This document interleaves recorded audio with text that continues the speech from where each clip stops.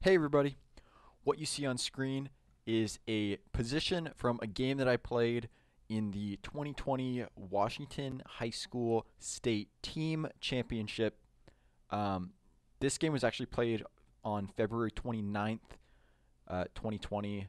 Um, it was round three of the Washington High School State Team Championship. So all the students from my high school got together and formed a team and played the other teams from other high schools around the states.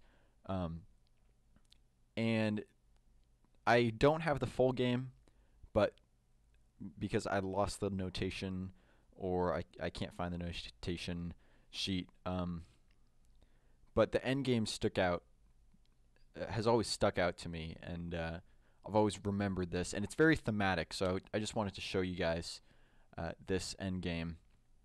Uh, So this is a drawn endgame. I'm up a pawn. I'm playing as white, but I'm gonna lose this pawn because black's rook is gonna be able to pick it up in time. So this is just a drawn endgame with perfect play. And it's currently black's move. So my opponent started with rook e7. So he's just looking to pick up this pawn, and I don't really have much to do here. I played king a3. Bring my king in. Maybe my opponent will make a mistake, and I can somehow promote my pawn. My opponent played rook b7. I played king a4, and my opponent played rook takes b6. So he's taking the pawn here, and we traded rooks. It doesn't matter too much either way because it's still a complete draw.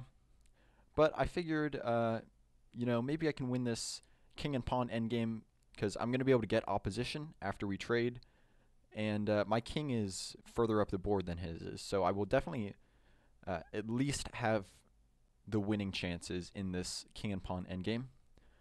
So we traded rooks, and here my opponent offered me a draw, and this is a completely drawn endgame with perfect play, but it was the end game. We both had very little time left. I think my opponent was down to like 5 seconds, and he was playing off the delay, and I think I had maybe 2 minutes left. And so I said no because at that point we were basically playing a blitz time control, and I don't think one should ever take draws during blitz. And even if we had a lot of time, I probably wouldn't accept a draw in this position, just because I still have winning chances if my opponent blunders, and so uh, I'm going to keep playing because I still have those uh, winning chances. If you're in a completely dead drawn position, there's like no chance for your opponent to blunder. Um, then I'll take a draw. But my opponent, he could still blunder here. So I said no to the draw, and we continued playing. I played king b4, king c6, king c4, king d6. So we're just moving our kings over to where the pawns are. King d4, king e6. Uh, so I cannot continue gaining opposition. So instead I go king c5. And here my opponent has five legal moves. One, two, three, four, five. This pawn move is obviously losing. You don't want to play that. But any of these king moves here are still a draw because black can blockade white's king. But my opponent actually played the only losing move, which was king f6. And I don't know if it was the time pressure or he was just thinking, I'll get my king over, defend my pawn, and once my pawn is defended, I can just shuffle my king back and forth between these two squares, and it will be a draw. Maybe that's what he was thinking. Maybe he thought my king could never infiltrate. But this move actually loses for black, and the simple reason is because it allows me to gain opposition, which I did with king d6. So if we go back a bit, we look at any of these other king moves, we can see that these are still drawn because um,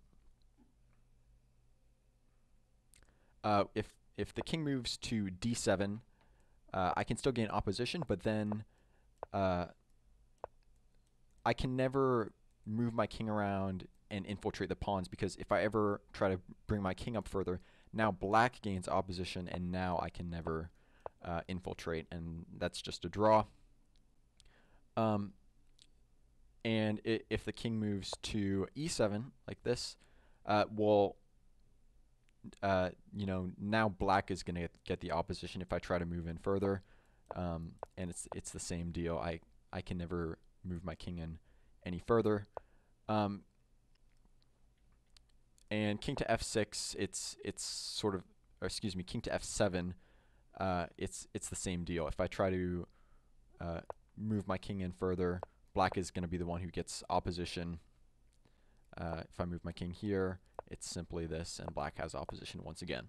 So any of those three moves would have worked, but my opponent played king to f6, and so I played king to d6, and now, even though at first glance this position might look drawn, this is actually winning for white, and we're going to see how I converted this. So my opponent, he wants to keep my king as far away from the pawns as possible, so he played king f7. I continued keeping opposition with king d7. My opponent played king f6, because if he goes to the 8th rank, then I can come a little closer to the pawns like this. He doesn't want me to do that. So instead of that, he played king f6. And it becomes a little tricky, but I can still continue to bring my king towards the pawns with king e8. My opponent played king g7, so he's trying to stick by his pawns. I gain opposition once again with king e7. And once again, if you go to the 8th rank, you're just going to allow me to... It's actually transposition of the position we're going to get. This position where after king f7, this actually occurred in the game, except instead of moving to g8, my opponent moved to...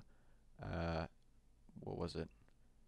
Yeah, here he moved to h6, and then I played king f6. He played king h7. I played king f7, and we have the same position.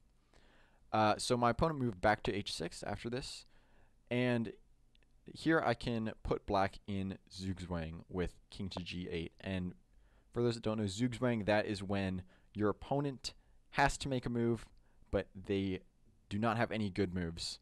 And so as you can see, the king is completely stuck. The king has no moves, so the pawn move is the only one that's left. Black has to play g5, and it becomes a simple winning endgame. H takes g5 check, and this pawn is going to be passed. It's a connected pass pawn.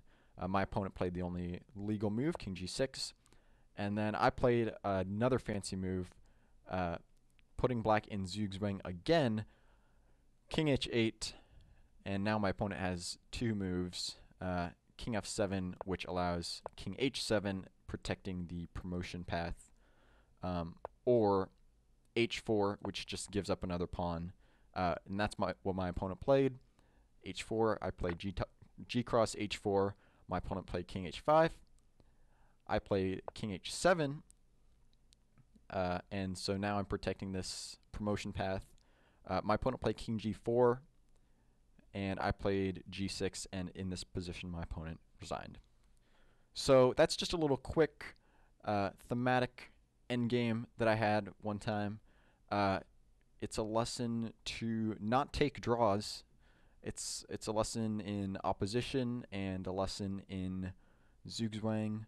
So you can take all of those things away from you. If you enjoyed this endgame, make sure to like, make sure to subscribe, and I will see you in the next video. Thank you for watching.